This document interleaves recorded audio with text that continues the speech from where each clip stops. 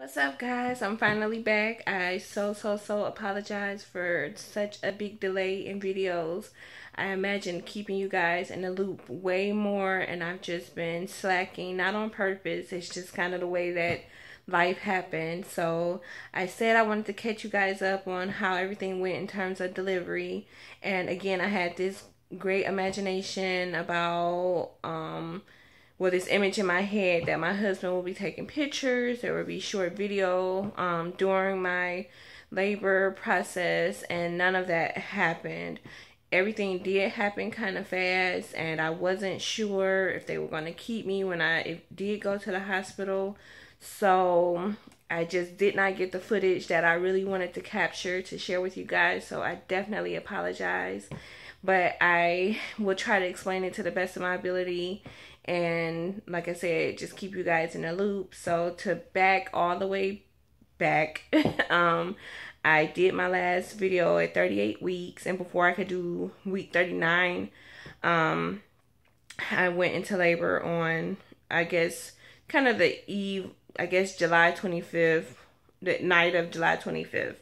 And yeah, I went to the doctor on the 23rd of July, and she told me that I was 4 centimeters dilated, but the baby was still, station? I can't remember. She was still very high up, so she said that if I didn't come over the weekend or go into labor over the weekend or what have you, I will be induced on that following Wednesday, the 29th, which was like really the day before my due date of July 30th.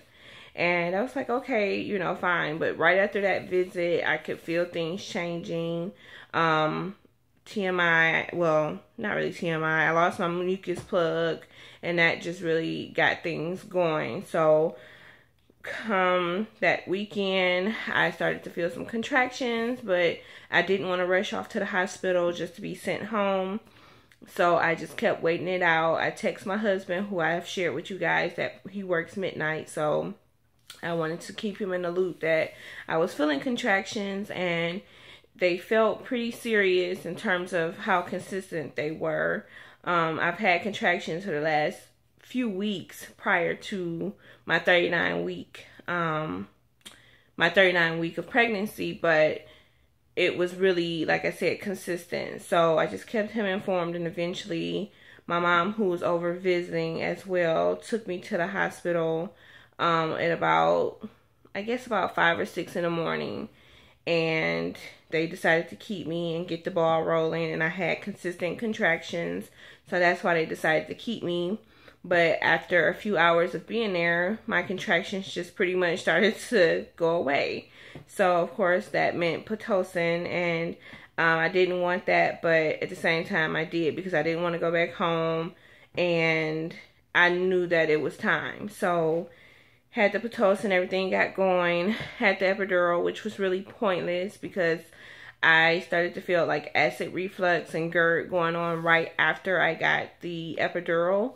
And apparently gravity plays a very important part in terms of how well the epidural takes. And because I asked the nurses to sit me up some so I didn't feel that reflux in my chest, the epidural didn't do all that it could have done. So needless to say, as I'm pushing, I could feel it all.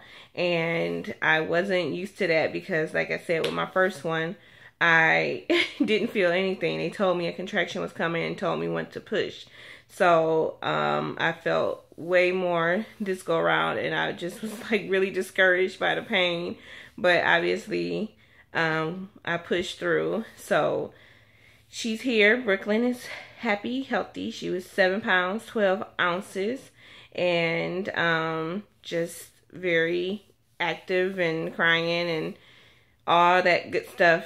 And again, I'm sorry I didn't get any video of anything. It's just, I can only convey it to you guys through words, and I'm so sorry. But that's pretty much how it happened. My husband was able to be there for the whole thing. I went, and luckily all this started on a Sunday, which he's off on Sundays, and so he was able to be there for the whole thing. He was tired nonetheless because he had just gotten off of work, but he didn't have to worry so much about getting work coverage and things like that. So to fast forward to today, you can see all this junk and mess behind me. I'm sitting in what is supposed to be Brooklyn's, well, what will be Brooklyn's nursery, but it is not done in the least. Again, I just had this great image in my mind that I would have this lovely pink and gray nursery with the gray crib and a rug and all these things that did not happen before she was born. And but I have to be happy that we finally moved, and I wanted to take you guys on the process or share that process with you guys as well. But again, everything just happened so suddenly, and to be very honest, after having a baby, of course, I was very elated, but because things didn't work out the way that I wanted and bringing a new life into the world, I was just really, I guess, started to feel frustrated, and I went through like baby blues. And I had a little of it when I was pregnant, after I had given birth to my first, but it didn't last as long. Like, for whatever reason, I'm just now able to really talk about these things without like bursting into tears and crying and snotting in the whole nine. So it's been a very, very long week. I'm like a week and a half postpartum now, and I'm just now, like I said, able to kind of get my head on straight and get my game face on and know that, you know, things have to be done to help take care of the family. And I can't just keep sitting around crying about everything that didn't go my way when I wanted to go my way, because we didn't move into this house until my husband got the keys on August 1st, and we actually moved on August 2nd. But I was just really overwhelmed, you know, trying to move with, you know, a newborn and a 5-year-old, and, you know, it's just been crazy. But luckily, my family has been very supportive, and when I burst into tears, they're like, okay, you know, trying to be very supportive. I still get a little teary-eyed, but nonetheless, I'm much on the other side of the baby blues. I feel much better. For this video, I'm sorry that I didn't share baby Brooklyn with you guys, but it's like 1 o'clock in the morning, and she's asleep, and I should be sleeping while she's sleeping. But it's like, a video would never get done if I don't try to get it in when I can. So I just wanted to come on and get caught up a little bit and share some updates from delivery and a little bit as to what's going on now.